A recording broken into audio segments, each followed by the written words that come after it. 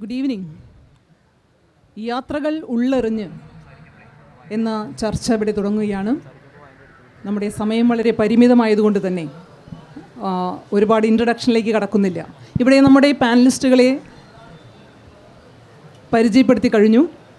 ആദ്യമായി ഏറ്റവും ബഹുമാന്യനായ സീനിയർ എഴുത്തുകാരൻ ശ്രീ MK രാമചന്ദ്രൻ. ഹിമാലയം എന്ന് സർനെയിമുള്ള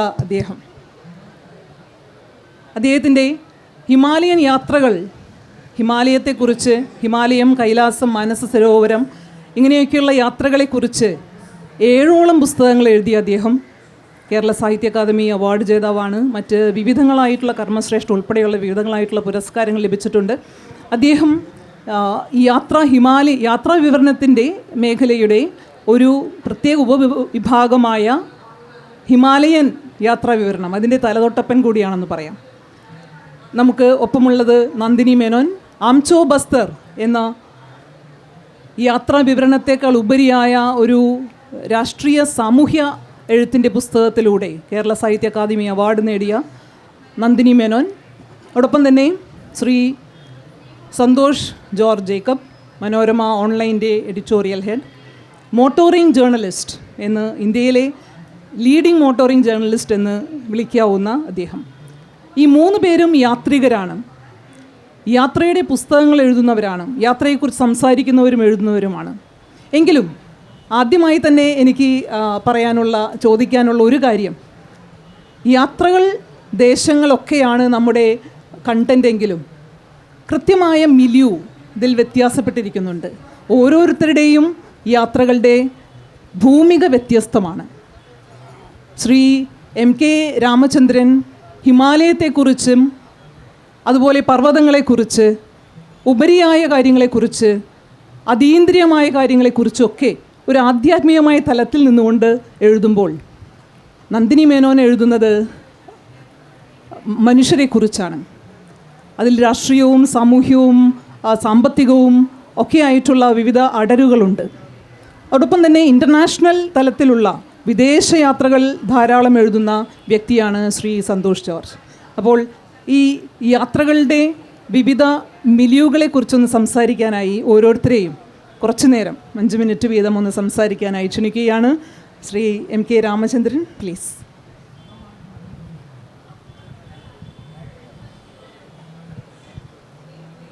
എല്ലാവർക്കും നമസ്കാരം.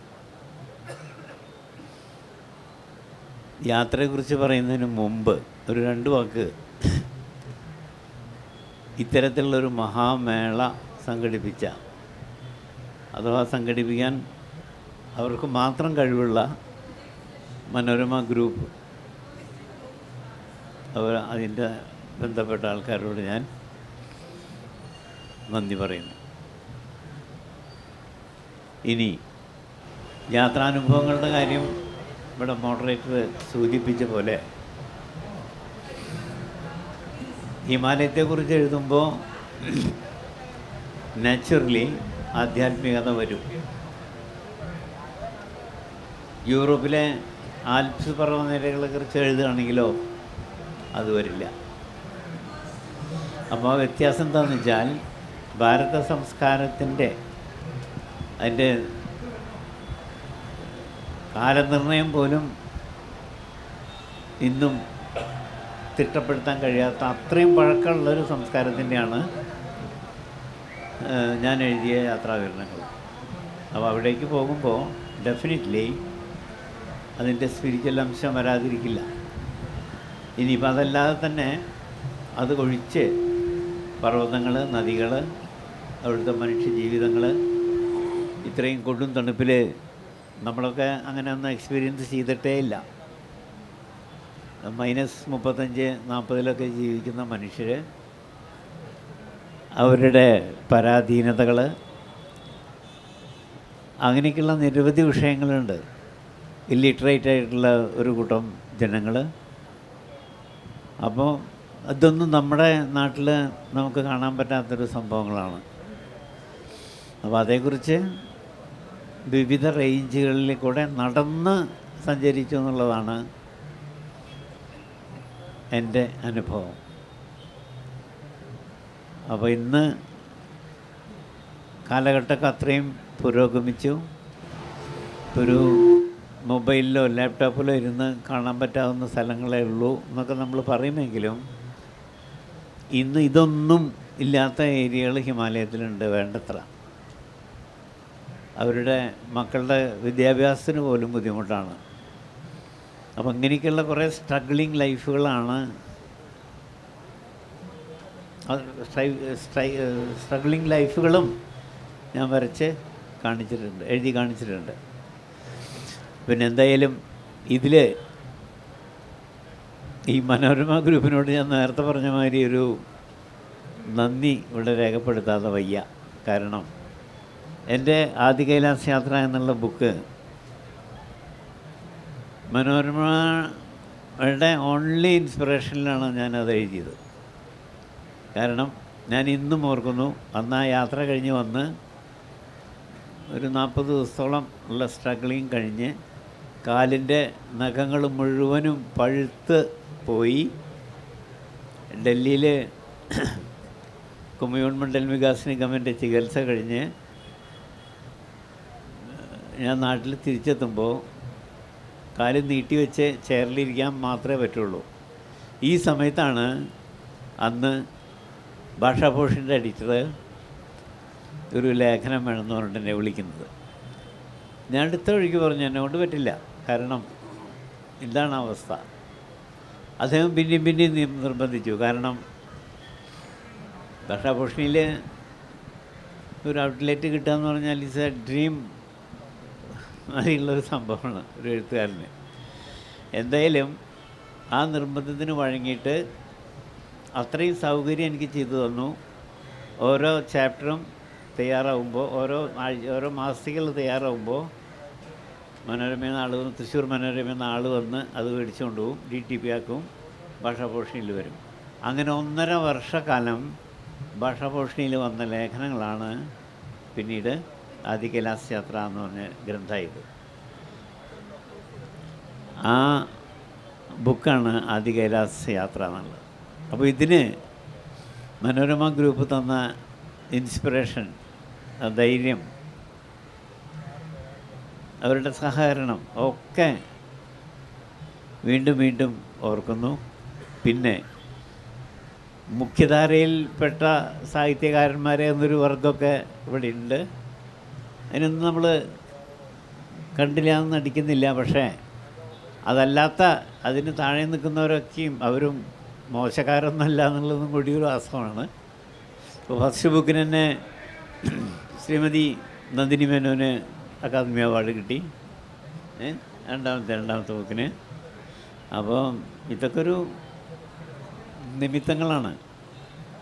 അപ്പോൾ എന്തായാലും ഇതുമാതിരി സാഹിത്യകാരന്മാരെ 350ഓളം പേര് ഒരേ വേദിയിൽ വരുത്തി, ഡിവിഷൻ ഡേയ്സിൽ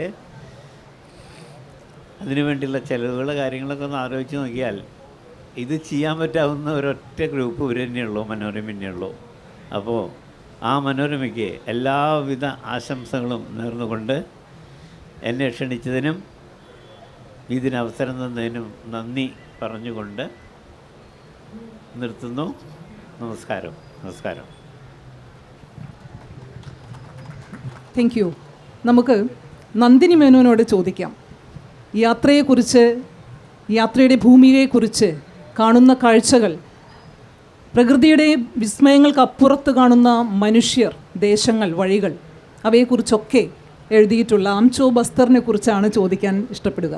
അതിന് മുൻപത്തെ പുസ്തകമുണ്ട്, പച്ചമണമുള്ള വഴികൾ എന്നതാണ് ആദ്യത്തെ പുസ്തകം. രണ്ടാമത്തെ ആംചോ ബസ്തറിനാണ് കേരള സാഹിത്യ അക്കാദമി അവാർഡ് ലഭിച്ചത് 2023. അഭിനന്ദനങ്ങൾ. അതോടൊപ്പം തന്നെ ആംചോ ബസ്തറിനെ കുറിച്ച്, നമ്മുടെ ബസ്തറിനെ കുറിച്ച് സംസാരിക്കൂ ഞങ്ങളോട്.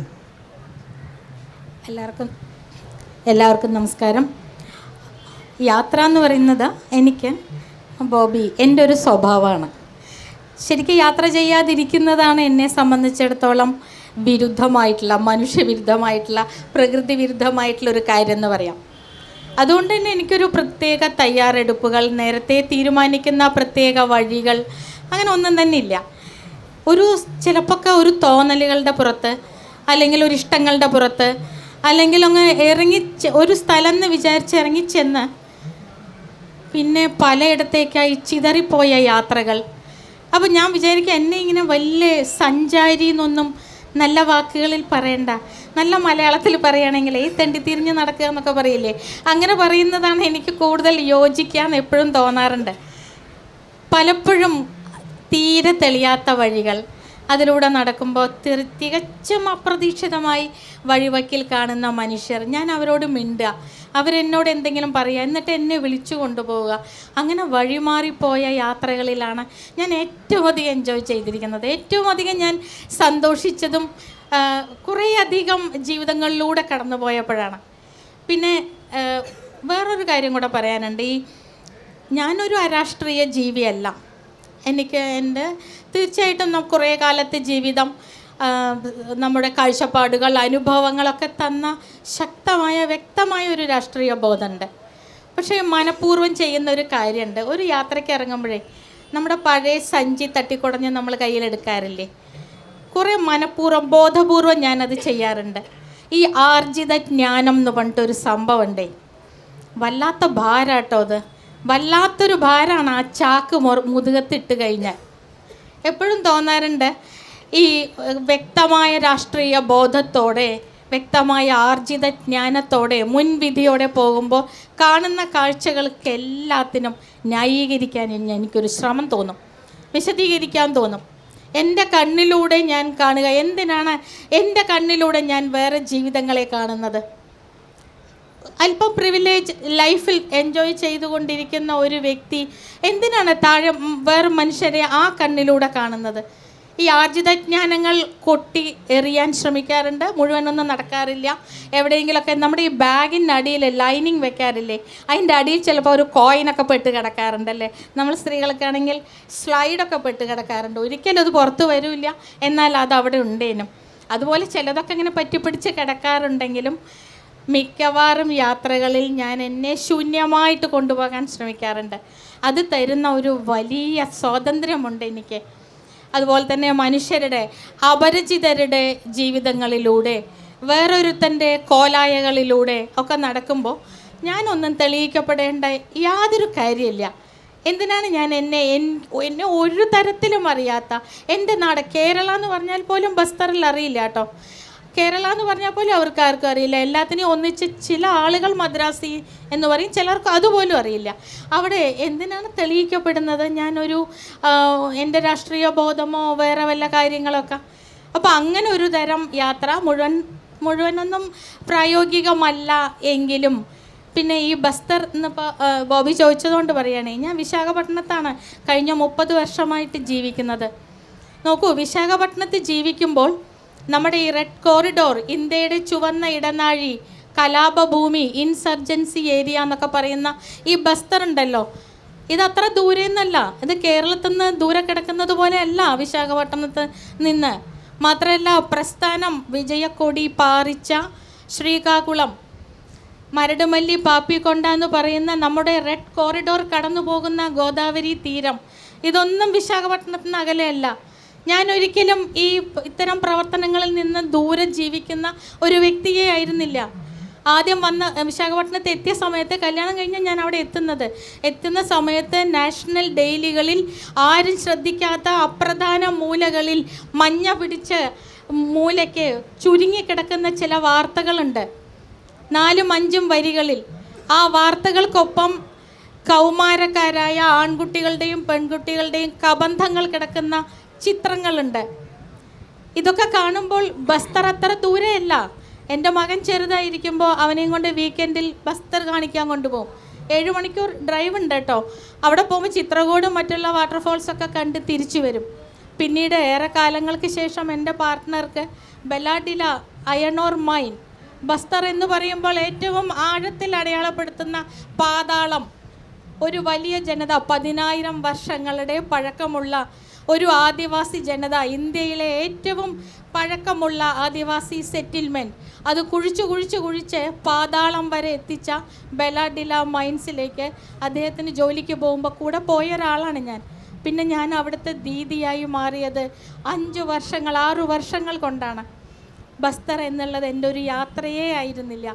ബസ്തർ എനിക്കായി അന്നക്കുമ്പിളുകൾ കുത്തുന്ന പെണ്ണുങ്ങളുടെ, എന്നെ ദൃഷ്ടിക്ക് ഒഴിഞ്ഞിടാൻ അരിമണികൾ മന്ത്രിച്ചെടുത്തു വയ്ക്കുന്ന ഷമൻ എന്ന് പറഞ്ഞാൽ അറിയാലോ, ഷമനിസം, ഒരു തരം ബ്ലാക്ക് മാജിക് എന്നൊക്കെ നമുക്ക് വേണമെങ്കിൽ പറയാം, കാലാജാദു എന്നൊക്കെ പറയാം. അതുപോലുള്ള ആളുകൾ മന്ത്രിച്ച് ഒഴിഞ്ഞിടാൻ അരിമണികൾ എടുത്തു വയ്ക്കുന്നു. എനിക്ക് കിടക്കാൻ പുത്തൻ ചാക്കുകൾ വെയിലത്തിട്ട് ഉണക്കി വയ്ക്കുന്നു. കല്യാണമായി, കാട്ടുമേളയായി, ദീദി എന്ത് ഇനിയും എത്തിയില്ല എന്ന് കാത്തിരിക്കുന്നു. അങ്ങനെ ഒരു സ്ഥലത്തേക്ക് ഞാൻ പ്രിയപ്പെട്ടവളാകണമെങ്കിൽ, എൻ്റെ നാട് പാലക്കാടാണ്, പാലക്കാടിൻ്റെ വഴികൾ പോലും ഞാൻ മറന്നു കഴിഞ്ഞു. ബസ്തറിൽ ദണ്ഡകാരണ്യമാണ് കേട്ടോ ഈ ബസ്തർ എന്ന് പറയുന്നത്. നമ്മുടെ രാമായണത്തിലും മഹാഭാരതത്തിലൊക്കെ പറയുന്ന ദണ്ഡകാരണ്യം. ഈ ദണ്ഡകാരണ്യത്തിലെ പ്രിയപ്പെട്ടവളായി ഞാൻ മാറിയിട്ടുണ്ടെങ്കിൽ അതെനിക്ക് തോന്നുന്നു ഒരു പ്രിവിലേജ്ഡ് കമ്മ്യൂണിറ്റി, A1 സ്റ്റേറ്റാണ് അല്ലേ നമ്മുടെ കേരളം. ഇന്ത്യയിലെ ഒരു A1 സ്റ്റേറ്റിൽ നിന്ന് അത്യാവശ്യം വിദ്യാഭ്യാസ യോഗ്യതകളൊക്കെ നേടി, അത്യാവശ്യം സാമ്പത്തിക ചുറ്റുപാടുകളൊക്കെ നടത്തി, ഈ പൊളിറ്റിക്കൽ കറക്റ്റ്നെസ്സിനെ കുറിച്ചുള്ള വലിയ ബോധങ്ങളൊക്കെ പേറി, വലിയ രാഷ്ട്രീയ ചിന്തകളൊക്കെയായി പോയ ഒരുവൾ അല്ലാത്തത് കൊണ്ടാണ് ഞാൻ ഇന്നും ദീദിയായി. 2 മാസങ്ങൾക്ക് മുമ്പ് ഇപ്പോൾ എൻകൗണ്ടർ നടന്നു, അവിടെ വലിയ ഹത്യകൾ നടന്നു. അതിൻ്റെ തൊട്ട് മുമ്പ് പോലും ഞാൻ അവിടെ എത്തുകയും തിരിച്ചു വരികയും ചെയ്തത് എൻ്റെ യാത്രകളിൽ എനിക്ക് തോളിൽ ഭാരമില്ലാത്തത് കൊണ്ടാണ്.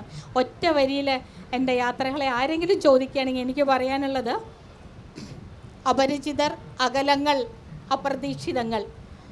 എൻ്റെ ജീവിതം മൊത്തം ആ ഒരു തരത്തിലേക്ക് മാറിയെങ്കിൽ എന്ന് ആത്മാർത്ഥമായി ആഗ്രഹിക്കുന്ന ഒരു സാധാരണ, നേരത്തെ പറയുന്ന പോലെ തെണ്ടിത്തിരിഞ്ഞ് നടപ്പുകാരി. Thank you so much Nandini Menon. നമുക്ക് റോബർട്ട് ഫ്രോസ്റ്റിൻ്റെ ദ റോഡ് നോട്ട് ടേക്കൺ എന്ന് ഓർമ്മിപ്പിക്കുന്ന വിധത്തിൽ ആരും നടക്കാത്ത വഴികളിലൂടെ, തെളിയാത്ത വഴികളിലൂടെയൊക്കെ നടന്ന് അവിടെ കാണാത്ത കാഴ്ചകൾ കാണിച്ചു തരുന്ന, അങ്ങനെ തെണ്ടിത്തിരിഞ്ഞ് നടക്കുന്ന ഒരാൾ എന്ന് തന്നെ സ്വയം വിശേഷിപ്പിക്കുന്ന ആ ഒരു ആർജവം, അതിന് വളരെയധികം നന്ദി. നമ്മോട് ഇനി സംസാരിക്കുന്നത് മനോരമ ഓൺലൈൻ്റെ എഡിറ്റോറിയൽ ചീഫായിട്ടുള്ള ശ്രീ സന്തോഷ് ജോർജ് ജേക്കബ്. അദ്ദേഹം ഒരു മോട്ടോറിംഗ് ജേർണലിസ്റ്റാണ്. അദ്ദേഹം ഓട്ടോമൊബൈൽ രംഗത്തും അതുപോലെ തന്നെ വെബ് കണ്ടൻറ് ക്രിയേഷൻ രംഗത്തുമൊക്കെ മനോരമയുടെ ആദ്യത്തെ വെബ്സൈറ്റ് മുതൽ അദ്ദേഹത്തിൻ്റെ കൈമുദ്ര പതിച്ചിട്ടുണ്ട്. അതുപോലെ ഇന്ത്യയിലെ ആദ്യത്തെ തന്നെ ഒരു ഓട്ടോമൊബൈൽ കോളം തുടങ്ങിയത് അദ്ദേഹമാണ്. ഫാസ്റ്റ് ട്രാക്ക്, ഇന്നും ഏറ്റവും അധികം പേർ വായിക്കുന്ന മനോരമ ഫാസ്റ്റ് ട്രാക്ക് എന്ന കോളത്തിൻ്റെ സൃഷ്ടാവ് അദ്ദേഹമാണ്. അദ്ദേഹത്തിൻ്റെ ഒരു തലം എന്നത് മിലിയുന്നത് ഇൻ്റർനാഷണൽ ട്രാവലാണ്. വിദേശ യാത്രകൾ ഒരുപാട് ചെയ്തിട്ടുണ്ട്. അപ്പോൾ ഒരു ജേർണലിസ്റ്റ് ജേണി ചെയ്യുമ്പോൾ ശ്രീ സന്തോഷ് നമ്മോട് സംസാരിക്കും. ജേണി ഒരു കാര്യം മാത്രം ഞാനൊന്ന്, എൻ്റെ എറ്റിമോളജി ഒന്നാണ്. ജേണിയും ജേണലും വരുന്നത് ഒരേ മൂലരൂപത്തിൽ നിന്നാണ്, അതായത് ഒരു ദിവസം എന്നാണ് അതിൻ്റെ അർത്ഥം. അപ്പോൾ ഈ ഒരു ദിവസത്തെ യാത്രയാണ് നമ്മൾ ജേണി എന്ന് പറയുന്നത്. പിന്നെ അത് എക്സ്റ്റെൻഡ് ചെയ്ത് നമ്മൾ പല ദിവസത്തെ യാത്രയും അങ്ങനെ ഉപയോഗിച്ച് തുടങ്ങിയെന്ന് മാത്രം. ജേണൽസ് എന്നത് ഒരു ദിവസത്തെ കുറിപ്പുകളാണ്, ദിനസരി കുറിപ്പുകൾ. അപ്പോൾ ഈ ജേണൽ എന്ന ഒരൊറ്റ എറ്റിമോളജിയിൽ തുടങ്ങുന്ന കാര്യം, ഒരു ജേണി ചെയ്യുന്ന ഒരു ജേർണലിസ്റ്റ്, പ്ലീസ്. നമസ്കാരം.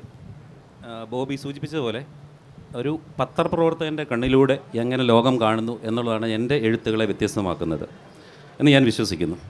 നമുക്കറിയാം, ഇപ്പോഴത്തെ പുതിയ കാലത്തെ എഴുത്തുകൾ ട്രാവൽ എഴുത്തുകൾ മാത്രമല്ല, യാത്രാ എഴുത്തുകൾ, കുറിപ്പുകൾ മാത്രമല്ല, ബ്ലോഗുകളാണെങ്കിലും മറ്റുള്ള രീതിയിലുള്ള പ്രകാശനങ്ങൾ പൊതുവെ പെരിഫറലായിട്ടല്ല, അതിൻ്റെ ഉപരിപ്ലവമായിട്ട് മാത്രം കാര്യങ്ങളെ കണ്ടുപോകുന്ന ഒരു രീതിയാണ് ഇപ്പോൾ കാണുന്നത്. വളരെ ലളിതമായി പെരിഫറലായി കാര്യങ്ങൾ അവതരിപ്പിക്കുക എന്ന് വെച്ചാൽ, ഇപ്പോൾ താജ്മഹൽ നമ്മൾ കാണുന്നു എന്ന് വയ്ക്കുക. അപ്പോൾ അതിനെ അവതരിപ്പിക്കുമ്പോൾ താജ്മഹൽ വളരെ മനോഹരമായ ഒരു വെണ്ണക്കൽ മന്ദിരമാണ്. അതിന് മുന്നിൽ അതിലും മനോഹരമായൊരു തോട്ടമുണ്ട്. അവിടെ നട്ടുച്ചയ്ക്ക് കൊടും ചൂടാണ്, അവിടെ ചെരുപ്പിടാതെ നടക്കാൻ ബുദ്ധിമുട്ടാണ്. അതിന് മുമ്പിലൊരു ബെഞ്ചുണ്ട്. ആ ബെഞ്ചിലിരുന്ന് താജ്മഹൽ ബാക്ക് ഡ്രോപ്പാക്കി നമുക്ക് ചിത്രങ്ങളെടുക്കാം എന്നിങ്ങനെയുള്ള കാര്യങ്ങളാണ് കൂടുതൽ പറഞ്ഞു പോകുന്നത്. പക്ഷേ ഈ താജ്മഹൽ എന്താണെന്നോ, അതെന്തുകൊണ്ട് അവിടെ സ്ഥാപിക്കപ്പെട്ടുവെന്നോ, അതിൻ്റെ പിന്നിലൊരു വലിയ പ്രണയകാവ്യം, ഒരു പ്രണയ കഥയുണ്ടെന്നോ ഒക്കെ വിസ്മരിക്കപ്പെടുകയാണ്. അത് ആവശ്യമില്ല എന്ന ഒരു തോന്നലാണ്. ഒരു പക്ഷേ പുതിയ രീതിയിലുള്ള വായനയില്ല, അതിനാവശ്യമില്ലായിരിക്കാം. പക്ഷേ ഒരു പത്രപ്രവർത്തകൻ അതിനെ കാണുമ്പോൾ എപ്പോഴും അതിനെ വേറൊരു രീതിയിലാണ് കാണുക. അതായത് താജ്മഹൽ എത്രയോ നൂറ്റാണ്ടുകളായിട്ട് അവിടെ നിലകൊള്ളുന്നു. അതിനെക്കുറിച്ച് എത്രയോ ലേഖനങ്ങൾ, എത്രയോ പ്രസിദ്ധീകരണങ്ങൾ, എത്രയോ വീഡിയോകൾ ലോകത്തെല്ലാം വന്നിട്ടുണ്ട്. പിന്നെ അതിനെ എങ്ങനെ നമുക്കൊന്ന് വ്യത്യസ്തമായി കാണാൻ സാധിക്കും, എങ്ങനെയൊന്ന് വ്യത്യസ്തമായി അവതരിപ്പിക്കാൻ സാധിക്കും, അതിലെന്താണ് ഒരു എക്സ്ക്ലൂസിവിറ്റി ഉള്ളത്, അതിനകത്ത് എന്താണ് ഒരു ട്വിസ്റ്റ് ഉള്ളത് എന്നുള്ളതാണ് ഞാൻ ഒരു പത്രപ്രവർത്തകർ എപ്പോഴും ചിന്തിക്കുക. അതുകൊണ്ട് തന്നെ അതിനുവേണ്ടിയുള്ള ഗവേഷണങ്ങൾ നമ്മൾ നടത്തി പോകും. ഞാനൊരു ഉദാഹരണം ഈ പുസ്തകത്തിൽ തന്നെ ഉദാഹരണം പറയും. ഇതിനകത്ത് പ്രസിഡൻറ്റിനെ പ്രണയിച്ച അടിമപ്പെണ്ണ് എന്നൊരു അധ്യായമുണ്ട്. അത് ജോർജ് വാഷിങ്ടണിൻ്റെ പറ്റിയുള്ള ഒരു അമേരിക്കയുടെ പ്രഥമ പ്രസിഡൻറ്റ് ജോർജ് വാഷിങ്ടണിനെ പറ്റിയുള്ള ഒരു ലേഖനമാണ്.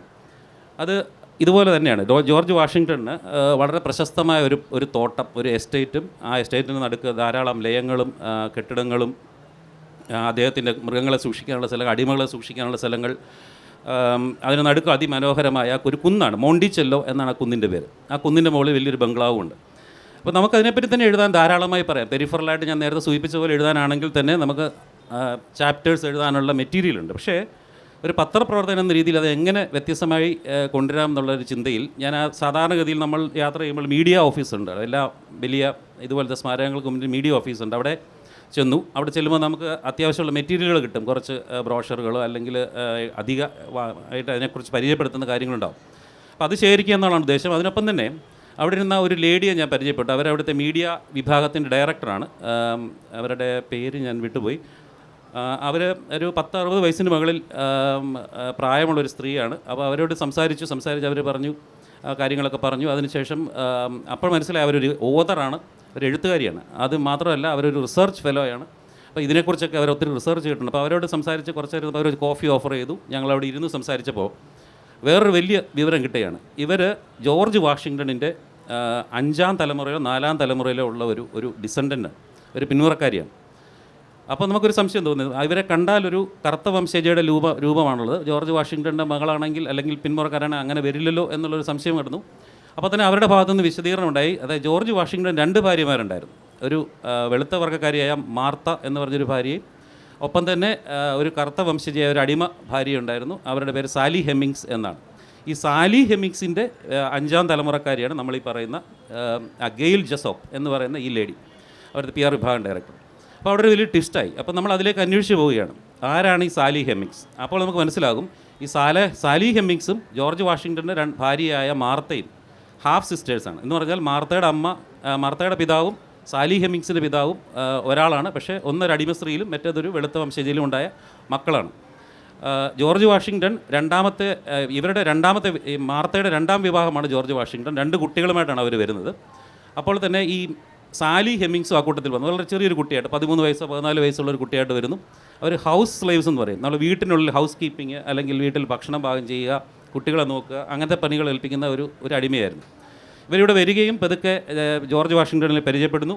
അതൊരു പ്രണയമായി മാറുന്നു. ആ പ്രണയത്തിൻ്റെ പരിപൂർണതയിൽ ഇവർ ജോർജ് വാഷിങ്ടണോട് ചോദിക്കുന്നു, എനിക്ക് സ്വാതന്ത്ര്യം തരുമോ, ഞാനൊരു അടിമയാണല്ലോ, എനിക്ക് സ്വാതന്ത്ര്യം തരുമോ എന്ന് ചോദിക്കുന്നു. അപ്പോൾ അദ്ദേഹം പറയുന്നു, അത് നടപ്പില്ല, കാരണം ഇത് ഈ രാജ്യത്തെ നിയമം എനിക്ക് തെറ്റിക്കാൻ പറ്റില്ല. അത്ര കരുത്തനായ പ്രസിഡൻ്റാണ്.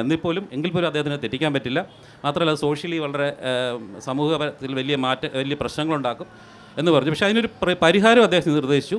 ഒരു ഔദ്യോഗിക യാത്രയ്ക്കായിട്ട് നമുക്ക് പാരീസിൽ പോകാം, പാരീസിൽ വെച്ച് നിനക്ക് ഞാൻ സ്വാതന്ത്ര്യം തരാം. കാരണം പാരീസിൽ നിന്ന് അടിമകൾ സ്വതന്ത്രമായി ജീവിക്കുന്നുണ്ട്, അവർക്ക് അവിടെ സ്വാതന്ത്ര്യം അനുവദിച്ചിരുന്നു. പക്ഷേ സാലി ഹെമ്മിങ്സ് പറയുന്നു, അത് വേണ്ട, ഒരു അടിമയായി അങ്ങയുടെ കൂടെ മരണം വരെ ജീവിക്കാനാണ് ഞാൻ ഇഷ്ടപ്പെടുന്നത്. അപ്പോൾ ഒരു വലിയൊരു കഥയായി. അപ്പോൾ അതാണ് ഇത്രയും നാളുമായിട്ട് എല്ലാവരും ഇത്ര നാളുകളായിട്ട് എല്ലാവരും എഴുതിയ ഈ പറയുന്ന ഈ കൊട്ടാരത്തെ പറ്റിയുള്ള കഥകളും നമ്മൾ എഴുതുന്ന കഥയും തമ്മിലുള്ള വ്യത്യാസം. അപ്പോൾ അങ്ങനെ 1-2 ഉദാഹരണങ്ങൾ ഈ പുസ്തകത്തിലുണ്ട്. വേറൊന്ന് മിസോറി സിറ്റിക്ക് മലയാളം അറിയാം എന്ന് പറഞ്ഞൊരു ലേഖനമുണ്ട്. അത് ശരിക്കും ഹ്യൂസ്റ്റണിലെ ഒരു സിറ്റിയാണ് മിസോറി. അവിടുത്തെ മേയർ ഒരു മലയാളിയാണ്. അപ്പോൾ നമ്മൾ ആ ഒരു ട്വിസ്റ്റിലേക്ക് അദ്ദേഹത്തെ പോയി കാണുകയും അദ്ദേഹം ചെയ്തിരിക്കുന്ന കാര്യങ്ങളിലേക്കും കൊണ്ടുവരുന്നു. അല്ല, മിസോറി സിറ്റിയെ പറ്റി വെറുതെ എഴുതുകയില്ല, വെറുതെയുള്ള കാര്യങ്ങൾ നമ്മൾ പറയും, അതിന് പുറമെ ഒരു വാല്യൂ അഡീഷനായിട്ട് ഇതും കൂടെ വരുന്നു എന്നാണ് ഞാൻ ഉദ്ദേശിച്ചത്. പിന്നെ വേറൊന്ന് ഗാൽവെസ്റ്റൈൻ, അനന്തപുരിയുടെ സഹോദരി, അനന്തപുരിയുടെ സിസ്റ്റർ സിറ്റിയാണ്. യുനെസ്കോയുടെ ഏതോ പ്രൊജക്റ്റ് അനുസരിച്ച് അത് ഹ്യൂസ്റ്റണിൽ തന്നെയുള്ള വേറൊരു നഗരമാണ്. അപ്പം അങ്ങനെ വാല്യൂ അഡീഷൻ കൊടുക്കണം എന്നുള്ള ഒരു വിചാരത്തോടു കൂടിയാണ് ഞങ്ങൾ പത്രപ്രവർത്തകർ എഴുതാറ്. അങ്ങനെയാണ് എഴുതേണ്ടതെന്നാണ് ഞാൻ വിശ്വസിക്കുന്നത്. ഇത്രയും ഞാൻ ആമുഖമായി പറയുന്നു. നമസ്കാരം. Thank you Shri Santhosh George. 3 പേരും 3 തരത്തിലുള്ള യാത്രകളുമായി അവരുടേതായ വഴികളിലൂടെ നടക്കുകയാണെങ്കിലും ഇതിനൊരു സമാനത നമ്മൾ കണ്ടത് കാഴ്ചകൾ എന്നത് നമ്മൾ പറയുന്നൊരു ക്ലീശയുണ്ട്. യാത്ര നമ്മൾ എഴുതുമ്പോൾ അല്ലെങ്കിൽ ഒരു പുസ്തകം വായിക്കുമ്പോൾ വ്ളോഗ് കാണുമ്പോഴൊക്കെ കൂടെ നടന്നതായിട്ട് തോന്നുന്നു എന്നുള്ളത്. നമ്മൾ അദ്ദേഹത്തോടൊപ്പം സഞ്ചരിക്കുകയാണ് എന്ന് പുസ്തകം വായിക്കുന്ന ആസ്വാദകർ പറയുന്നുണ്ട്. ഈ 3 പേരും എഴുതുന്ന രീതികൾ 3 തരത്തിലാണ്. എങ്കിലും ഈ 3 പേരെക്കുറിച്ചും ആസ്വാദകർക്ക് പറയാവുന്നത് ഒരേ കാര്യമായിട്ട് തന്നെ എനിക്ക് തോന്നി. 3 പേരുടെയും പുസ്തകങ്ങളുടെ കടന്നു പോയപ്പോൾ എനിക്ക് തോന്നിയതും ഇത് തന്നെയാണ്. ഓരോരുത്തരും അവരുടേതായ രീതിയിലൂടെ നമ്മെ കൈപിടിച്ച് നടത്തുന്നുണ്ട്. ഒപ്പം തന്നെ ഈ സോളോ എന്ന പുസ്തകം ഇപ്പോൾ ഇവിടെ പ്രകാശനം ചെയ്യപ്പെട്ട സോളോ, ഇത് ഒരു വേറിട്ട ഒരു കോഫി ടേബിൾ ബുക്കിൻ്റെ ഒരു ചെറിയ രീതിയിലേക്ക് അത് പോകുന്നുണ്ട്. എങ്കിലും അതിൻ്റെ ഒരു പ്രത്യേകത എന്നത് നമ്മെ യാത്ര ചെയ്യാനായി സഹായിക്കുക കൂടി ചെയ്യുന്ന ഒരു ഹാൻഡ് ബുക്ക് പോലെ കൂടി അത് എങ്ങനെ എത്താം. കുറച്ച് നമ്മൾ ട്രാവലർ മാഗസിൻ്റെയും ഒക്കെ ഒരു രൂപഭാവങ്ങൾ അതിനുണ്ട് അതിൻ്റെ ലേഖനത്തിന് എനിക്ക് തോന്നി. അത് വളരെ പ്രത്യേകിച്ചും വിദേശയാത്രകൾ, യൂറോപ്പ്, അമേരിക്ക എന്നീ നാടുകളിലെ എന്നീ സ്ഥലങ്ങളിലെ ചില പ്രത്യേക സ്ഥലങ്ങൾ കാണുന്നതിനായിട്ട് സാധാരണ മനുഷ്യർക്ക് എളുപ്പത്തിൽ ഒരു ഗൈഡ് ലൈൻ കിട്ടുന്ന തരത്തിലുള്ള ഒരു പ്രസൻറ്റേഷൻ നല്ല വർണ്ണപ്പകിട്ടോടുകൂടി ചെയ്തിട്ടുണ്ട്. ഒരു സാധാരണ യാത്രാ പുസ്തകമല്ല എനിക്ക് തോന്നി. അതൊരു വെറൈറ്റിയാണ്. അത് അവിടെ ആ ഒരു രീതി അവിടെ നിർത്തിക്കൊണ്ട് ഞാൻ നമ്മുടെ സമയപരിമിതി കാരണം മറ്റൊരു കാര്യത്തിലേക്ക് വരികയാണ്. സാധാരണ ഈ 3 പേരുടെയും പുസ്തകങ്ങളിലൂടെ കടന്നു പോയപ്പോൾ, പ്രത്യേകിച്ചും ശ്രീ MK രാമചന്ദ്രൻ്റെയും നന്ദിനി മേനോൻ്റെയും പുസ്തകങ്ങളിലൂടെ കടന്നു പോയപ്പോൾ എനിക്ക് തോന്നിയൊരു കാര്യം, നമ്മൾ ആധ്യാത്മികത എന്നത്, ആത്മീയത എന്നത് പൊതുവെ സ്ത്രീകൾക്കാണ് കൂടുതൽ വഴങ്ങുക എന്ന് വിചാരിക്കുന്നൊരു കാര്യമാണ്. നമ്മുടെ സ്ത്രീകളുടെ തനിച്ചുള്ള യാത്രകൾ പണ്ടൊക്കെ തുടങ്ങിയിട്ടുള്ളത് പള്ളിയിലേക്കും അമ്പലത്തിലേക്കും ഒക്കെ തീർത്ഥ കേന്ദ്രങ്ങളിലേക്കും ഒക്കെയുള്ള യാത്രകളായിട്ടാണ്. തനിച്ചുള്ള യാത്രകൾ വളരെ കുടുംബമെന്ന ഒരു മാനക സ്ഥാപനത്തിൽ നിന്നുകൊണ്ട് അവർ യാത്ര ചെയ്യുമ്പോൾ അമ്പലത്തിലേക്കാണ്, കുഴപ്പമില്ല, പള്ളിയിലേക്കാണ്. അല്ലാതെ തനിച്ച് യാത്ര ചെയ്യുന്ന സ്ത്രീ അത്രയൊന്നും നല്ല സ്ത്രീയായിട്ട് കാണപ്പെടാത്ത കാലങ്ങൾ കടന്നു പോയി കഴിഞ്ഞിട്ടേ ഉള്ളൂ. അപ്പോൾ തന്നെ ആത്മീയത എന്നത് സ്ത്രീകളുടെ ഒരു മേഖലയായി നിൽക്കുന്നു. സാമൂഹ്യ രാഷ്ട്രീയ മേഖലകൾ പുരുഷൻ്റെ മേഖലയായിട്ട് നിൽക്കുന്ന നമ്മുടെ സാധാരണ ജെൻഡർ റോൾസിൻ്റെ ഒരു സ്പെസിഫൈഡ് ആയിട്ടുള്ള ഒരു പാറ്റേണിൽ നിന്ന് വളരെ വ്യത്യസ്തമായി ഇത് ജെൻഡർ റോൾസ് റിവേഴ്സലാണ്. ആത്മീയതയുടെ ഒരു മേഖല എന്നത് ശ്രീ രാമചന്ദ്രൻ വളരെ കൃത്യമായി പുസ്തകങ്ങളിൽ വരച്ചിടുന്നു. അത് നമുക്കൊക്കെ സാധാരണ മനുഷ്യർക്ക്, നമ്മെപ്പോലുള്ള മനുഷ്യർക്ക്, കുറച്ചൊക്കെ വായിക്കുന്നവർക്ക്, ചിന്തിക്കുന്നവർക്ക് പോലും പിടികിട്ടാത്ത തരത്തിലുള്ളൊരു അതീന്ദ്രിയ ജ്ഞാനം അതിൽ അദ്ദേഹം ഒളിപ്പിച്ചു വെച്ചിട്ടുണ്ട്. അതേസമയം നന്ദിനി മേനോനാകട്ടെ നമ്മെ ഇന്ത്യയുടെ ചുവന്ന കോറിഡോറിലൂടെ നടത്തുമ്പോൾ ഒരുപാട് കാര്യങ്ങൾ, ചരിത്രവും ഭൂമിശാസ്ത്രവും ഒക്കെ നമ്മുടെ മുന്നിൽ ഓരോ വരിയിലും വരുന്നുണ്ട്. അതോടൊപ്പം തന്നെ വിദേശയാത്രകളെക്കുറിച്ച് പറഞ്ഞു. ഈ ഒരു പോയിന്റിലേക്കാണ് ഞാൻ വരുന്നത്. ഈ 2 പേരും ഒന്ന് സംസാരിക്കണമെന്ന് ഞാൻ ആഗ്രഹിക്കുന്നു. ഈ ആത്മീയതയുടെയും സാമൂഹ്യ രാഷ്ട്രീയ കാഴ്ചപ്പാടുകളുടെയും ജെൻഡർ റോൾ റിവേഴ്സലിനെ കുറിച്ച് ഒന്ന് സംസാരിച്ചാൽ നന്നായിരിക്കും.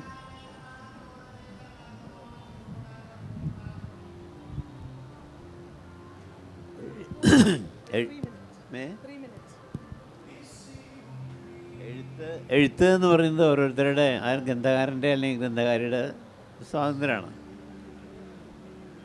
ആ മനോഭാവം എന്താവും എന്നുള്ളത് നാച്ചുറലി എഴുതി വരുമ്പോൾ അതിൽ റിഫ്ലക്റ്റ് ചെയ്യും. ഇപ്പോൾ ഒരു നിരീശ്വരവാദി ഹിമാലയത്തിലേക്ക് പോകുമ്പോൾ അദ്ദേഹം ബദ്രിനാഥോ കേദാർനാഥോ യമുനോത്രി ഗംഗോത്രി ഒന്നും മൈൻഡ് ചെയ്യില്ല. അതൊക്കെ കണ്ടു എന്നുള്ള നിലയ്ക്ക് പോവും. നേരെ മറിച്ച് ഇപ്പം നന്ദിനി മേനോൻ്റെ ബസ്തർ ആ യാത്ര പറഞ്ഞു വരുമ്പോൾ അത് ഇറ്റ്സ് എ സർപ്രൈസിങ് ജേണി. അവിടെ താമസിച്ച് ഇത്രയും ട്രബിൾസം പീപ്പിൾസിൻ്റെ കൂടെ അവരുടെ ഇഷ്ടപാത്രമായിട്ട് മാറുക, അതൊക്കെ എന്ന് പറഞ്ഞാൽ വേറൊരു തലാണത്. അപ്പോൾ യഥാർത്ഥത്തിൽ ബദ്രിനാഥ് കേദാർനാഥ് എഴുതുമ്പോൾ സ്പിരിച്വാലിറ്റി വരുന്നു ഞാൻ നേരത്തെ പറഞ്ഞു.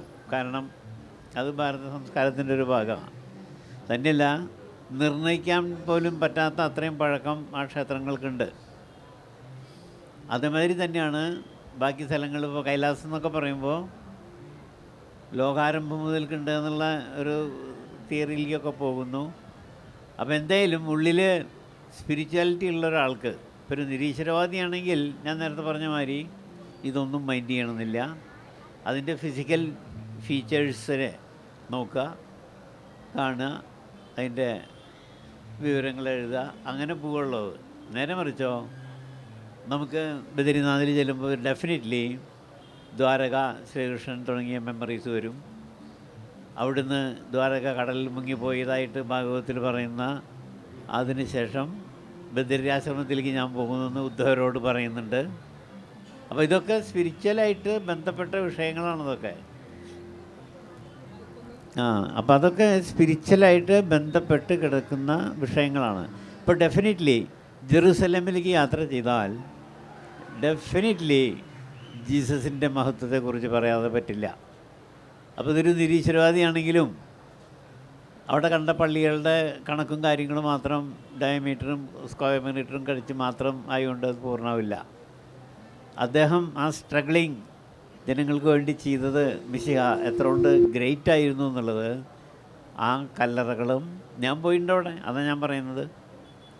അന്ന് അവസാനത്തെ അത്താഴം, ആ മേശ, അങ്ങനെ നിരവധി വസ്തുക്കൾ വരുമ്പോൾ ഒരു സ്പിരിച്വൽ മൈൻഡുള്ള ആൾക്ക് ദേഹം കോരിത്തരിക്കും. അതില്ലാത്തവർക്കോ അങ്ങനെയൊക്കെ പറയപ്പെടുന്നു എന്നുള്ളൊരു ചിന്തയിൽ ഇപ്പം നമ്മൾ കുറേ ലേഖനങ്ങൾ വായിക്കാറുണ്ട് അങ്ങനെ. അപ്പോൾ ഇത് രണ്ടും മിങ്കിൾ ചെയ്ത് പോകുക എന്നുള്ളതാണ് ഒരു മാർഗം. പിന്നെ രണ്ടാമത്തെ ഇതിലത്തെ ഒരു കാര്യം എന്താണെന്ന് വെച്ചാൽ, ഈ എഴുതുന്നത് റീഡിങ് പബ്ലിക് ആക്സെപ്റ്റ് ചെയ്യുന്നുണ്ടോ എന്നുള്ളതാണ് അതിലേറ്റവും കാതലായൊരു വിഷയം.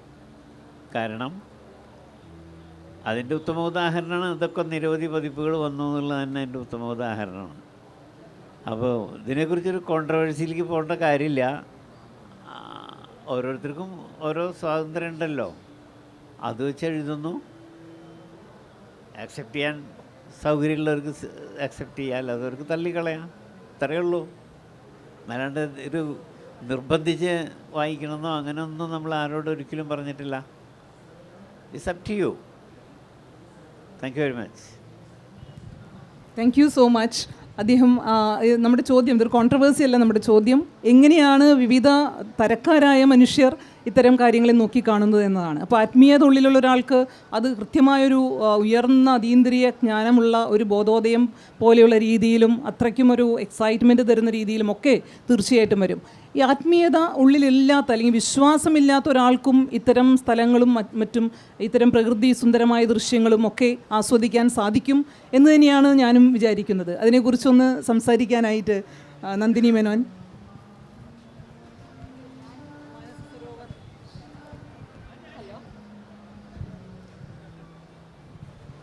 ഹലോ ബോബി, ഞാനൊരു നാസ്തികയോ വിശ്വാസമില്ലാത്തവളോ പിന്നെ അതൊന്നും അല്ല കേട്ടോ.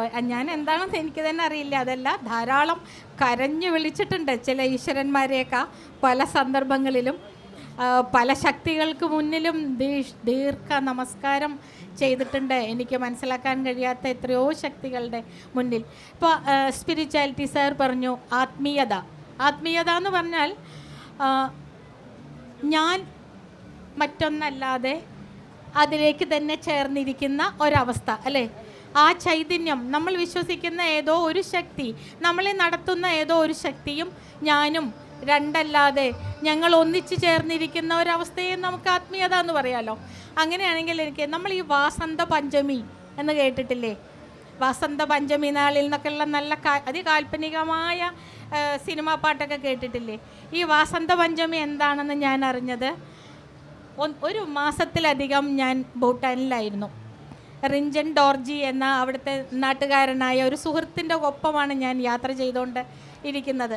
അപ്പോൾ ഈ വാസന്ത പഞ്ചമിയെ അവർ പറയുന്നത് വേം മൂൺ എന്നാണ്. വേം പുഴു പറയില്ല, WORM, വേം മൂൺ എന്നാണ് അവർ പറയുന്നത്. അപ്പോൾ അന്ന് വൈകിട്ട് എന്നെ ഒരു അത്യത്ഭുതമായ ഒരു കാഴ്ചയിലേക്ക് കൊണ്ടുപോകാൻ റിഞ്ചൻ ഇങ്ങനെ ആകാംക്ഷയോടെ കാത്തിരിക്കുകയാണ്. ഇപ്പം നാഫ്രോങ് എന്ന ഒരു സ്ഥലത്ത്, ഞാൻ ഈസ്റ്റ് ഭൂട്ടാനിലാണ് യാത്ര ചെയ്യുന്നത്. ആ ഒരു മാസവും ഏത് സെൻട്രി പോയിന്റിൽ പോയാലും അവർ പറയും, നിങ്ങൾ ഒരേ ഒരു വിദേശിയാണ് ഇപ്പോൾ ഈസ്റ്റ് ഭൂട്ടാനിൽ ഉള്ളത് എന്ന് പറയും. വെറും 4.5 ലക്ഷം ജനസംഖ്യയുള്ള ഈസ്റ്റ് ഭൂട്ടാൻ, അവിടെ ഞാൻ ഒരൊറ്റ ഔട്ട്സൈഡറാണ് ഉണ്ടായിരുന്നത്. അപ്പോൾ ഈ നാഫ്രോങ്ങിലെ അത്യുന്നതമായ ഒരു മലയുടെ മുകളിൽ കയറ്റി നിർത്തിയിരിക്കുകയാണ് ഒരു സന്ധ്യ നേരത്ത് റിഞ്ചൻ. എന്നിട്ട് അതെന്താണെന്ന് ചോദിക്കുമ്പോൾ അത് എനിക്കുള്ള ഒരു സർപ്രൈസാണ്. കുറച്ച് കഴിഞ്ഞപ്പോൾ സത്യത്തിൽ മലയുടെ മുകളിൽ, എൻ്റെ തലയ്ക്ക് തൊട്ട് മുകളിൽ ഒരു വലിയ പ്രഭാപൂരം. നമ്മൾ ഈ പുരാണ സിനിമകളിലൊക്കെ ദൈവങ്ങൾ വരില്ലേ, അതുപോലൊരു സംഭവം. ഞാൻ വിചാരിച്ചു ദൈവം വരികയായിരിക്കോ. തലയുടെ മുകളിൽ ആകാശം അങ്ങ് പൊട്ടി മാറിയിട്ട് വളരെ വലിയ പ്രഭാപൂരം എന്നൊക്കെ പറയാം, എന്താ പറയുക, സ്വർണ്ണം ഉരുക്കി ഒഴിച്ചതുപോലെ ഒരു കാഴ്ച കാണുക. ഞാനിങ്ങനെ വിശാഖപട്ടണത്ത് കടൽ തീരത്താ വീട്, കടൽ പോലെ ഒരു സ്വർണ്ണക്കടൽ എൻ്റെ തലയ്ക്ക് മുകളിൽ. അപ്പോൾ ഞാൻ അതിങ്ങനെ നോക്കി, ഫോട്ടോയിലൊന്നും കുറച്ചെന്തോ സെൽഫോണൊക്കെ എടുത്ത് നോക്കിയപ്പോൾ ഒന്നും കാണുന്നില്ല, എല്ലാം ഒരു സ്വർണ്ണ നിറം. സത്യത്തിൽ അത് വസന്തത്തിലെ ആദ്യത്തെ പൗർണമിയായിരുന്നു. അതാണ് നമ്മുടെ വസന്ത പഞ്ചമി. വസന്തത്തിലെ ആദ്യത്തെ പൗർണമി ചന്ദ്രൻ ഉദിച്ചു വരികയാണ്. ചന്ദ്രൻ എന്ന് പറയുമ്പോൾ നമ്മുടെയൊക്കെ പനിമതി മുഖി ബാലേ എന്നൊക്കെ പറയുന്ന വട്ടമുഖമുള്ള പെണ്ണല്ലേ, അതൊന്നും അല്ല ആ ചന്ദ്രൻ. വസന്ത പഞ്ചമിയിൽ ഞാൻ ഈ മലയ്ക്ക് മുകളിൽ കാണുന്നത് ഒരു സ്വർണ്ണ സാഗരം. ചന്ദ്രൻ എന്നുള്ള ആ വട്ടമൊന്നുമില്ല. ഞാൻ നിൽക്കുന്ന ഇടത്തേക്ക് പരന്ന് പരന്ന് പരന്ന് ഉരുകി ഉരുകി ഇതിങ്ങനെ വരുമ്പോൾ സത്യത്തിൽ ഭ്രാന്ത് എന്താണെന്ന് ഞാൻ അന്നറിഞ്ഞു. എന്താണ് ഭ്രാന്ത്? ഈ ഭ്രാന്ത് പിടിക്കുന്നവരുടെ അവസ്ഥ അത്രയധികം ഉന്മാദാവസ്ഥയിലായിരുന്നു. അപ്പോൾ വളരെ ദൂരത്തുനിന്ന്, ഇത്രയല്ലേ ജനസംഖ്യയുള്ളൂ, വളരെ വളരെ ദൂരങ്ങളിൽ ഓരോ ബുദ്ധവിഹാരങ്ങൾ ഉണ്ടായിരിക്കാം. അവിടെ നിന്ന് മണിയടി കേൾക്കുന്നുണ്ട്. അപ്പം ഞാൻ ചോദിച്ചു റിഞ്ചനോട്, ഇതെന്താ ശബ്ദം? വസന്ത പഞ്ചമി നാളിൽ ഈ ചന്ദ്രൻ ഉദിച്ചു വരുമ്പോൾ കഴിയുന്നതും കുറച്ചു മാത്രം വസ്ത്രങ്ങളിട്ട് എല്ലാ ബുദ്ധ സന്യാസിമാരും ആ ചന്ദ്രന് ചുവട്ടിൽ നിൽക്കും. സകല പാപ വിമോചനം എന്നാണ് അവരുടെ. പാപം എന്നുള്ളത് എന്തോ ആവട്ടെ, സിൻ എന്തോ ആവട്ടെ, മനസ്സിൻ്റെ കൽമഷമാവാം, ശരീരത്തിൻ്റെ അഴുക്കാവാം, എന്തോ ആവട്ടെ പാപം എന്നുള്ളത്, ഇതിൻ്റെ സകലത്തിൻ്റെയും വിമോചനം എന്ന് അയാൾ എന്നോട് പറഞ്ഞു. അപ്പം ഞാനത് നോക്കി, എന്തെല്ലാം പാപങ്ങളുണ്ടോ അതെല്ലാം എനിക്കിന്ന് കളയണം, പിന്നീട് വേണം എനിക്ക് പുതിയ പാപങ്ങൾ ചെയ്യാൻ. ഈ വസന്ത പഞ്ചമി കാണിച്ചു തന്ന റിഞ്ചനോടുള്ള എൻ്റെ സൗഹാർദ്ദം, എൻ്റെ സന്തോഷം ഞാൻ അയാളെ കെട്ടിപ്പിടിച്ച് അറിയിക്കുകയാണ്. അപ്പോൾ അയാൾ എന്നോട് ചോദിച്ചു, മാഡത്തിന് കാലിൻ്റെ അടിയിൽ വല്ലതും ഇളകുന്നുണ്ടോ? എന്താണത് സംഭവം? നിൽക്കുന്നത് വെറും മണ്ണിലാണ്. അപ്പോൾ ഷൂ അഴിച്ചു, കാലിൻ്റെ അടിയിൽ വല്ലതും ഇളകുന്നുണ്ടോ? എന്താണ് റിഞ്ചൻ, എന്തെങ്കിലും ജീവൻ്റെ ചലനങ്ങൾ നിങ്ങൾക്ക് അറിയുന്നുണ്ടോ? എനിക്കത് മനസ്സിലായില്ല. അതെന്താണെന്ന് വെച്ചാൽ ഹൈബർനേഷന് പോകുന്ന പുഴുക്കൾ 3 മാസത്തെ ഹൈബർനേഷന് മണ്ണിനടിയിലേക്ക് പോകുന്ന പുഴുക്കൾ വസന്ത പഞ്ചമി നാളിൽ വസന്തത്തിൻ്റെ വിളി കേട്ട് പുതിയൊരു ജന്മമെടുത്ത് മണ്ണ് തുളച്ച് പുറത്തേക്ക് വരുമെന്നാണ്. പിറ്റേന്ന് നോക്കിയാൽ ഈ മണ്ണിലെല്ലാം പുഴുക്കൾ പരന്ന് കിടക്കുന്നുണ്ടാവുമെന്നാണ് അയാൾ പറഞ്ഞത്. അപ്പോൾ ആ ആകാശത്തിൽ നമ്മൾ ദൂരെ എവിടെയോ കണ്ടായോ എന്തോ തങ്കത്താഴിക കുടം എന്നൊക്കെ പറഞ്ഞിരുന്ന ആ ഒരു പ്രതിഭാസം, ചന്ദ്രൻ എന്ന ആ ഒരു പ്രതിഭാസം, അതും ആ ആകാശവും അവിടെ നിൽക്കുന്ന തീരെ ഒരു തരത്തിൽ ഒരു എന്താ പറയുക, പ്രാമുഖ്യവുമില്ലാത്ത പ്രാധാന്യവുമില്ലാത്ത ഞാൻ എന്നൊരു മനുഷ്യജീവിയും എൻ്റെ കാലിൻ്റെ അടിയിൽ ലക്ഷക്കണക്കിന് പുഴുക്കൾ പുറത്തേക്ക് വരലും വസന്തത്തിൻ്റെ വിളി കേൾക്കലും. അന്ന് 2 എന്നൊന്ന് ഉണ്ടായിരുന്നില്ല, അദ്വൈതം ഒന്നായി മാറിയ ഒരവസ്ഥ. ആ അവസ്ഥ എനിക്കും അനുഭവിക്കാൻ സാധിക്കുന്നുണ്ട്.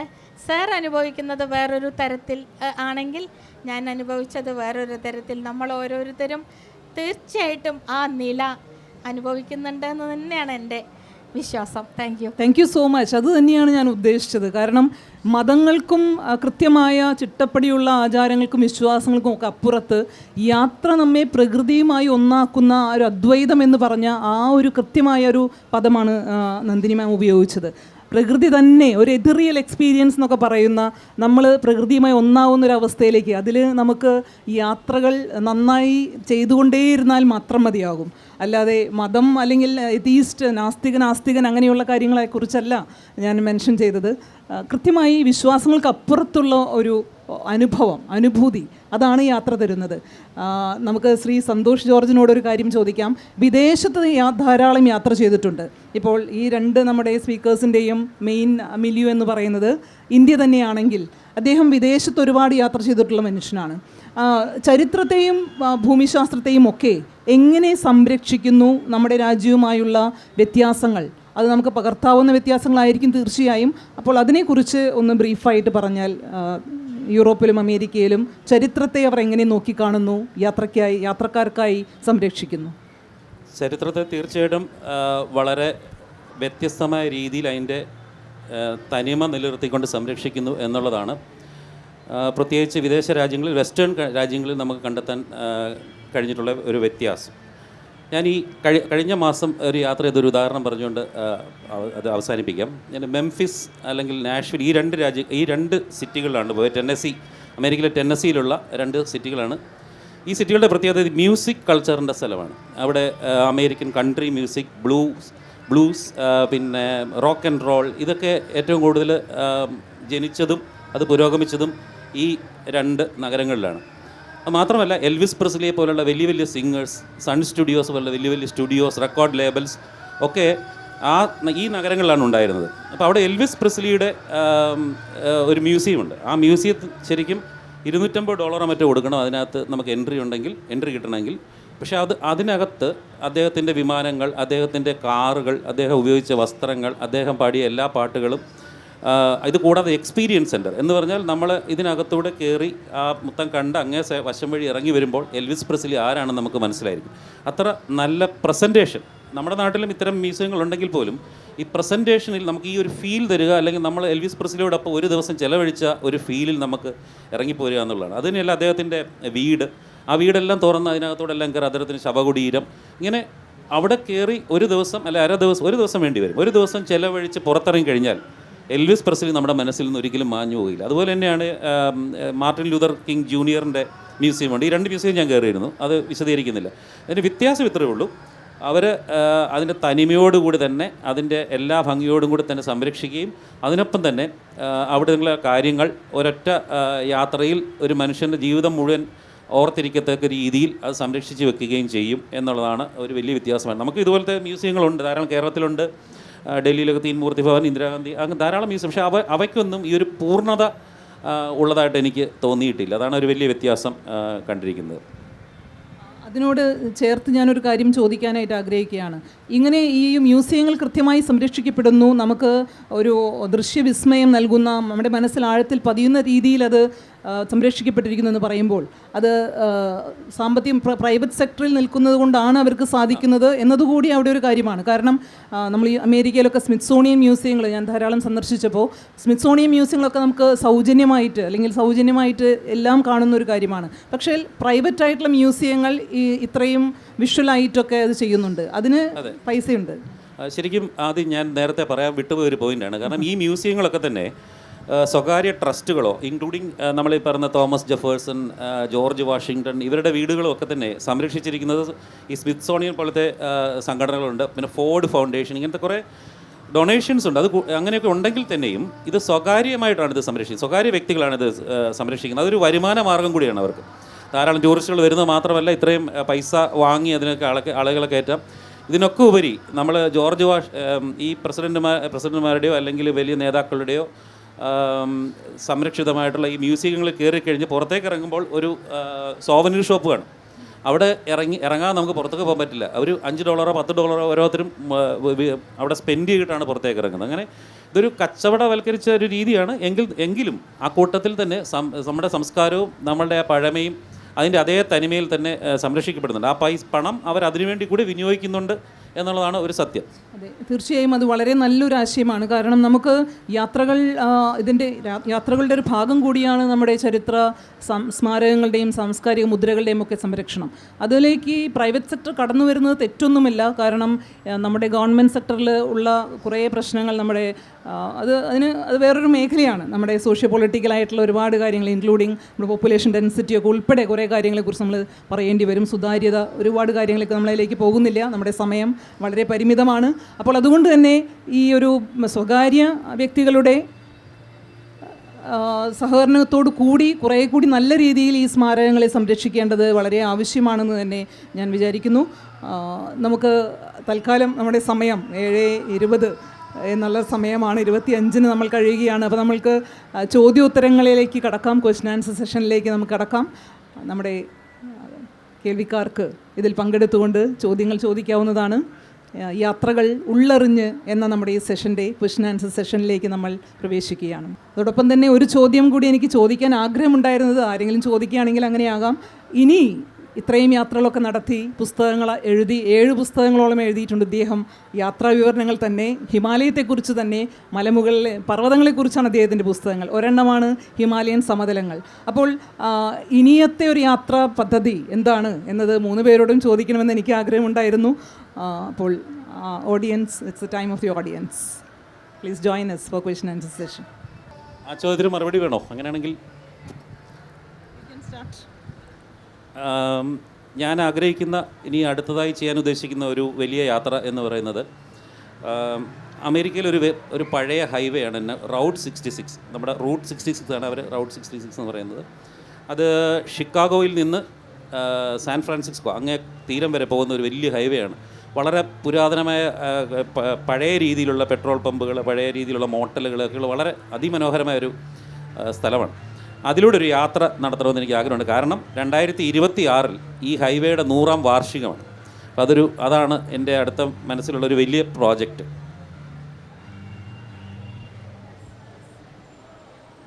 ഞാൻ ആദ്യം പറഞ്ഞല്ലോ യാത്ര ഒരു സ്വഭാവമാണെന്ന്. അതുകൊണ്ട് അടുത്ത യാത്ര, കഴിഞ്ഞ യാത്ര, ഇനിയുള്ള യാത്ര എന്നില്ല. വിശാഖപട്ടണം എന്ന് പറയുന്ന സ്ഥലമുണ്ടല്ലോ, ഈസ്റ്റേൺ ഘാട്ട് ഇങ്ങനെ ഇറങ്ങി വന്ന് ബേ ഓഫ് ബംഗാളിലേക്ക് ഇറങ്ങി നിൽക്കുകയാണ്, കാലിട്ട് നിൽക്കുകയാണ് ഈസ്റ്റേൺ ഘാട്ട്. അപ്പോൾ ഈ നടുവിലൂടെ ഒരു ടങ് ക്ലീനറിൻ്റെ വീതിയിൽ ഇങ്ങനെ ഒരു റോഡ് ഉണ്ടാവും. അതിലൂടെ നമ്മൾ പോകുമ്പോൾ നല്ല രസമാണ് കാണാൻ. ഈ കടൽ ഇങ്ങനെ ഇടയ്ക്ക് ഓടി വന്ന് ഈസ്റ്റേൺ ഘാട്ടിൻ്റെ ഈ മലയുടെ അടിയിൽ കൂടി അങ്ങ് കയറി കഴിഞ്ഞാൽ പുറത്തേക്ക് വരാൻ വലിയ പാടാട്ടോ കടലിനെ. ഞങ്ങളതിങ്ങനെ നോക്കി നിൽക്കും. പലവിധ അകത്തുള്ള ഈ മലകളുടെ അകത്തുള്ള ഗുഹകളിൽ കൂടെ എല്ലാം വെള്ളം കയറി അവസാനം ഒരു തിരിച്ചിറക്കുണ്ട്. ഈ ഇറക്കം നോക്കിക്കൊണ്ട് ഒരു വീക്കെൻഡ്, ഒരു ഞായറാഴ്ച മൊത്തം ഞാൻ അവിടെ ഇരിക്കാറുണ്ട്. ആ കടൽ തീരം മുഴുവൻ ഒരു വടിയെടുത്ത് ചിത്രങ്ങൾ വരച്ച് നിറയ്ക്കാറുണ്ട്. എൻ്റെ യാത്ര അതന്നെ എനിക്കൊരു വലിയ യാത്രയാണ്. അതന്നെ എനിക്ക് അന്റാർട്ടിക്കയിൽ പോയ പോലെ, ഹിമാലയത്തിൻ്റെ എവറസ്റ്റിൻ്റെ തുഞ്ചത്ത് കയറിയതുപോലെയൊക്കെയാണ്. അതുകൊണ്ട് ഇനിയുള്ള യാത്ര എന്ന് പറയുന്നില്ല. ഞാൻ ഇന്ന് ഈ അടുത്ത നിമിഷം ഇത് കഴിഞ്ഞാൽ ഞാൻ ഇറങ്ങുന്ന എൻ്റെ വഴികളും എല്ലാം യാത്ര തന്നെ ആയതുകൊണ്ട് ഇങ്ങനെ തന്നെ ചെയ്തുകൊണ്ടിരിക്കണം എന്നൊരു ആഗ്രഹം മാത്രമേ ഉള്ളൂ.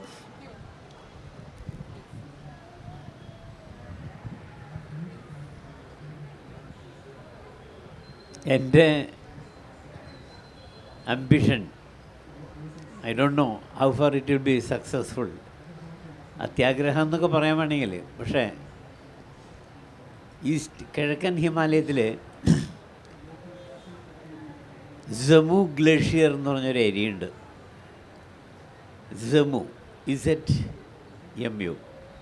ഈ ജമ്മു ഗ്ലേഷ്യറിലാണ് നിരവധി അമേരിക്കൻ, ബ്രിട്ടീഷ് പര്യവേഷകർ യതി എന്ന് പറഞ്ഞ ഹിമമനുഷ്യനെ കണ്ടെത്തിയത്. അതിൻ്റെ ഒരുപാട് റെക്കോർഡ്സ് ഞാൻ പല ബുക്കുകളിലായിട്ട് പറഞ്ഞിട്ടുണ്ട്. ഈ വിഷയം സംസാരിക്കുമ്പോൾ നമ്മുടെ എഡ്മണ്ട് ഹിലാരിയുടെ ഒരു ഇൻ്റർവ്യൂ മനോരമ മാഗസീനിൽ വന്നിട്ടുണ്ടായിരുന്നു. ആഴ്ചപ്പതിപ്പിലല്ല, അത് എഡ്മണ്ട് ഹിലാരിയുടെ ലാസ്റ്റ് ഇൻ്റർവ്യൂ ആയിരുന്നത്. അദ്ദേഹം സാധാരണ പത്രങ്ങൾക്ക് വളരെ റിലക്റ്റൻ്റാണ് ഇൻ്റർവ്യൂവിന്. ബട്ട് എവറസ്റ്റൊക്കെ കീഴടക്കി, പിന്നെ അതിന് ശേഷം പല ശ്രമങ്ങളും വേറെയൊക്കെ നടത്തി. അങ്ങനെ ഇരിക്കുമ്പോൾ വൺസ് അഗെയിൻ അങ്ങേര് എവറസ്റ്റ് കീഴടക്കാനുള്ള ശ്രമം നടത്തി. അത് അവസാനത്തെ ലാസ്റ്റ് ബട്ട് 1 ക്യാമ്പ് വരെ എത്തിയപ്പോൾ പിന്നെ 1500 അടി കയറാൻ യാതൊരു മാർഗവുമില്ല. കാരണം വിസിലിംഗ് ഹിമക്കാറ്റ്, മറിഞ്ഞു പോകുന്ന രീതിയിലുള്ള മഞ്ഞുകട്ടകൾ വീഴ്ച. അപ്പോൾ ഈ യാത്ര ഈ ലാസ്റ്റ് ബട്ട് 1 ക്യാമ്പിൽ അവസാനിപ്പിച്ച് ഇവർ മടങ്ങാൻ തീരുമാനിച്ചു. അന്ന് വൈകുന്നേരം കൂടാരൊക്കെ കെട്ടി ഒരു 4 മണിയായി ഉണ്ടാവും വൈകുന്നേരം. അപ്പോൾ വെറുതെ കനത്ത കമ്പിളി -35-40 ആയിട്ടുണ്ടപ്പോൾ ജസ്റ്റ് ഒന്ന് അവലോകനം ചെയ്യാൻ വേണ്ടി നോക്കിയതാണ്. അപ്പണ്ട് ഒരു കോർണറിൽ ഒരു സന്യാസി ഇരിക്കുന്നു. ഒരു പാറയുടെ താഴെ ഒരു മഞ്ഞ ഷോള് മാത്രമേ ഇട്ടിട്ടുള്ളൂ, ക്യാപ്പില്ല, യാതൊന്നുമില്ല.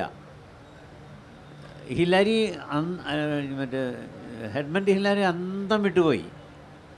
ദെൻ ഇനി ഇത് ഇരിക്കണതൊരു പ്രതിമയാണോ ജീവനുള്ള ആളാണോ എന്ന് തന്നെ സംശയമായി. അടുത്ത് എന്ന് യെസ് വാട്ട്സ് യുവർ നെയിം എന്ന് 2-3 പ്രാവശ്യം എടുത്ത് ചോദിച്ചു. അപ്പോൾ കുറച്ച് നേരം തല താഴ്ത്തിയിരിക്കുന്ന സന്യാസി ഒന്നും മുഖം നോക്കിയിട്ട് പറഞ്ഞു, I forgot it about 200 years ago. ഞാൻ എൻ്റെ പേര് 200 കൊല്ലം മുമ്പ് മറന്നുപോയി. Hillary was stunned. കുറച്ച് നേരം കൂടി അവിടെ നിന്ന് അപ്പോഴേക്കും ഹിമക്കാറ്റ് വന്ന് അവിടെ ആകെ മൂടി